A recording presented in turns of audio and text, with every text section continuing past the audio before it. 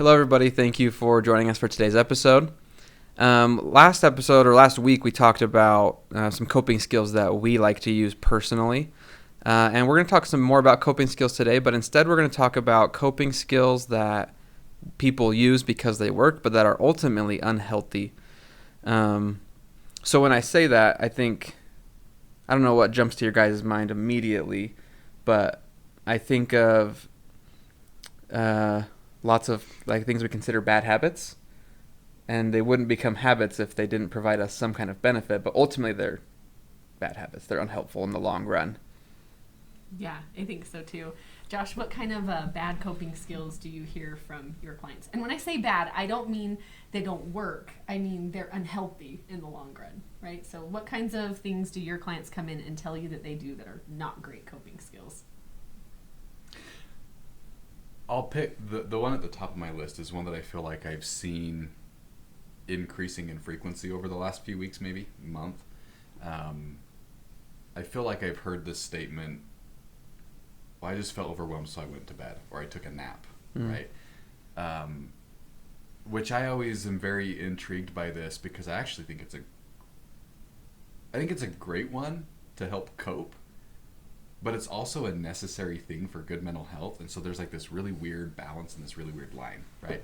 So sleep is one that I feel like I have been seeing increasingly frequent over the last month or two. Oversleeping.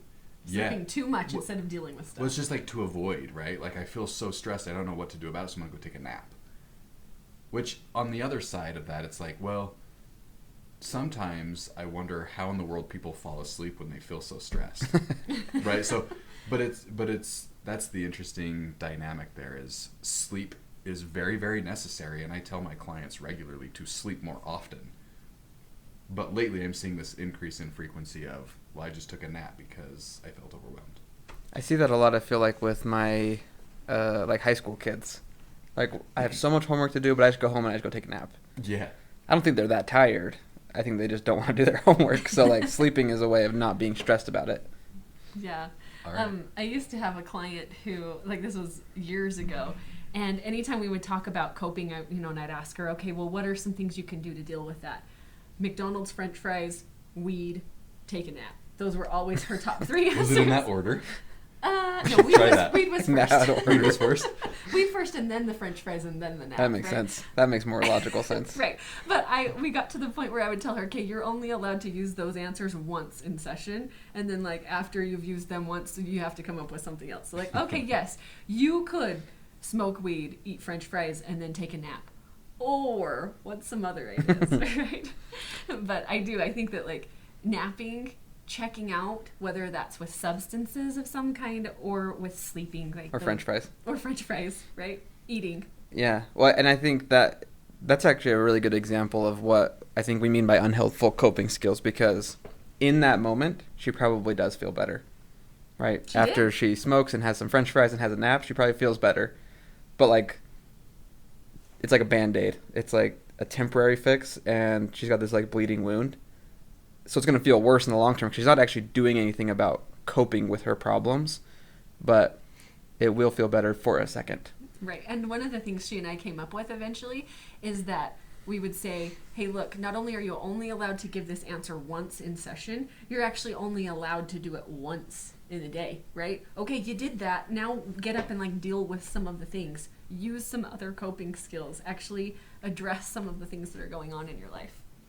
You guys are over here being all professional, and I'm just sitting here thinking, if we were to pick eating as one, which I think can also be one of these unhealthy coping skills if taken too much, right?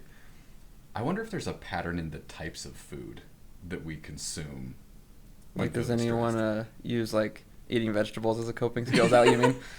Well, yeah, because I don't think so. Earlier I asked about cookies, right? Because Yeah. I like cookies, and so. But I'm curious. Do you guys see if French fries, right? Is there a certain pattern of foods that people eat to get the quick I feel better? It's got to be sugary foods. I would imagine. Yeah, sugary foods, actually, because it gives you an instant mood lift. So again, feels great. You really do feel better. It just doesn't last all that long. So cookies are okay momentarily. Well, how good do you feel after you eat 2 crumble cookies? I'm not sure I've ever been through 2 crumble cookies. They're pretty big cookies. But I probably could. I love cookies, so. Yeah. What other unhelpful coping, not unhelpful, just unhealthy, right? Unhealthy coping skills do we hear? I hear pornography a lot. That's a big one. Again, falls in that same pattern of makes you feel better for a minute and then ultimately you feel worse afterwards. Right. But in the moment, Yeah. really does make you feel better. Yeah, self-harm, I think, falls in this category as well. People don't self-harm because it doesn't make them feel better. Right. It works. Mm-hmm. Like, and this is always one of the things that I think is really interesting that maybe people who don't have experience with self-harm don't know, but people don't just self-harm for no reason. Like, it actually does do something helpful for them. It's just not healthy, but it is helpful. It really does resolve some of the things that they're feeling. And so when you tell somebody to just stop self-harming, that's like saying, hey, look, you've got this problem and now you have no solution for it, right? How about this one? What about cleaning? Okay, but I love this one. Is that unhelpful? Is it though? No, but I think that's part of what we're talking about. Like, all of these, to a certain degree, are effective. Maybe that's the word we use, right? Effective. I'm all about having clean spaces, clean house, clean vehicle, office, debatable. Your car is quite clean. Right. But if you're like being consumed hours a day cleaning to avoid the chaos of life, I feel you? so called out right now. Yes, because this is absolutely one of mine. And I like to say that it's really healthy, but I really enjoy getting rid of things. Like, I just love to clear out a drawer. Right? My wife loves doing that, and it's especially specifically throwing away my stuff. Yes, and this is Word. it. I will Ask, but- specifically throw away my stuff or my husband's stuff, and then a few days later I'll be like, oh, I actually really needed that. Yeah, I was gonna say, has that ever bit you in the butt? It has multiple times. I have the opposite. I will do any kind of distraction coping to avoid cleaning. Do you? Yeah. Yeah, cleaning definitely. I think, again, could it be healthy? Yes. Does it cross the line somewhere? Probably so, when you're throwing away things that you actually need. Well, and it's hard too, because I think that's one of the things that who gets to decide where that line is? Well, it's not me. Potentially not even your therapist that decides that, right?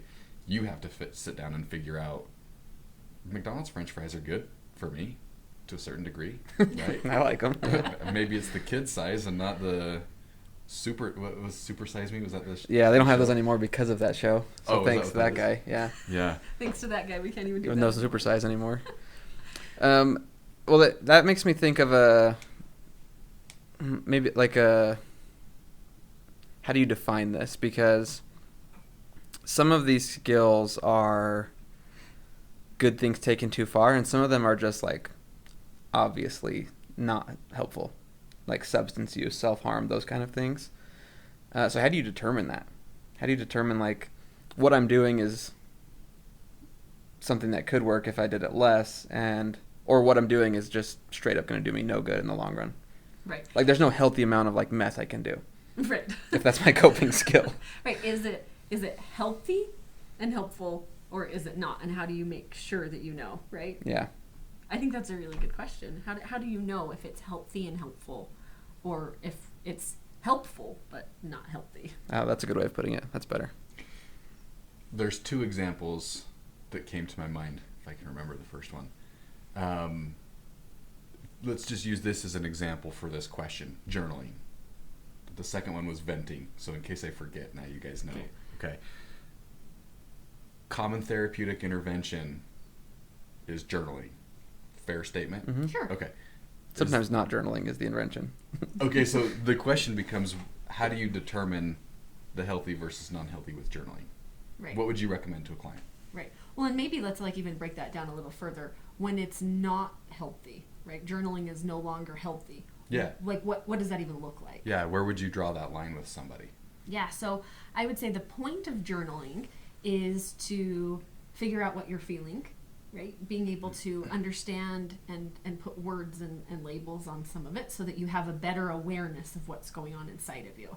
Now, what happens then when you're journaling and it's making you more and more and more and more upset, right? You're getting more intensely distressed And it's not really improving your insight so much as it is just overwhelming you with emotion, triggering you in a lot of ways, right? Yeah. Which in some way can be kind of like venting. Mm-hmm. Right? Yeah. Because there's a lot of benefit to getting down and just like word vomiting everywhere. But if you're doing that with somebody about a specific topic and you find yourself getting more worked up than relieved, that might be a good line, like, am I still venting, or am I like whatever the worst version is? Yeah. I actually had a conversation with someone this week about that, and the way I kind of framed it to this client was, you deal with this at work and it frustrates you, and so do you really want to go home and keep talking about it and keep thinking about it, or can this be like a place where you go and recuperate and have space from that?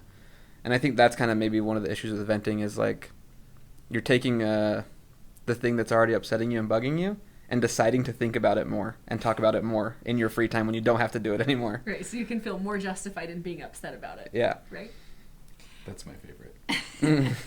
One of the things that I tell my clients is that therapy is not about lying to yourself, and therapy is about trying to make things better, even if it makes things worse in the short term, right?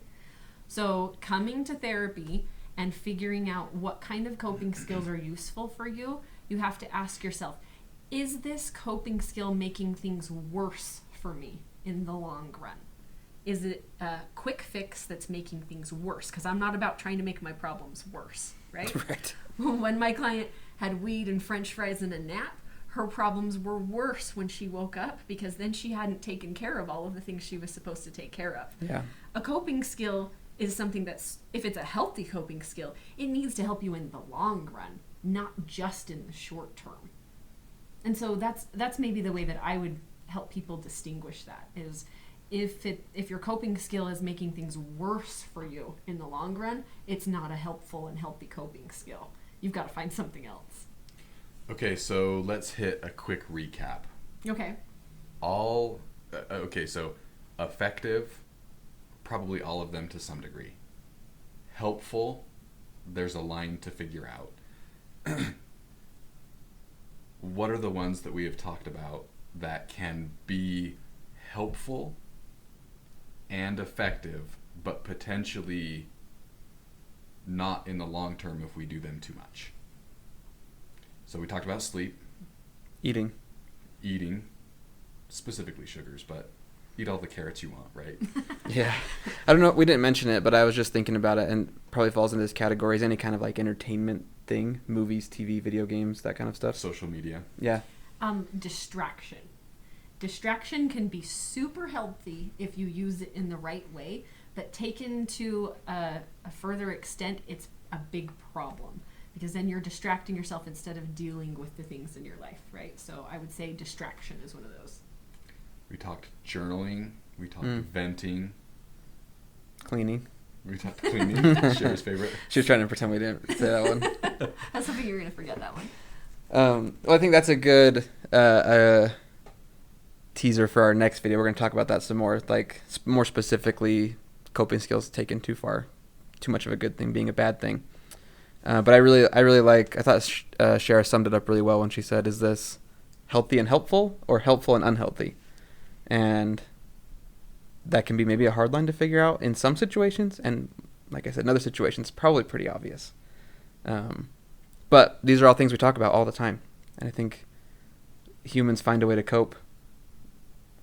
We do it, even if it's not a very good way to cope. We figure it out. Right. Sure. And we all have healthy coping skills and unhealthy coping skills. We all have both.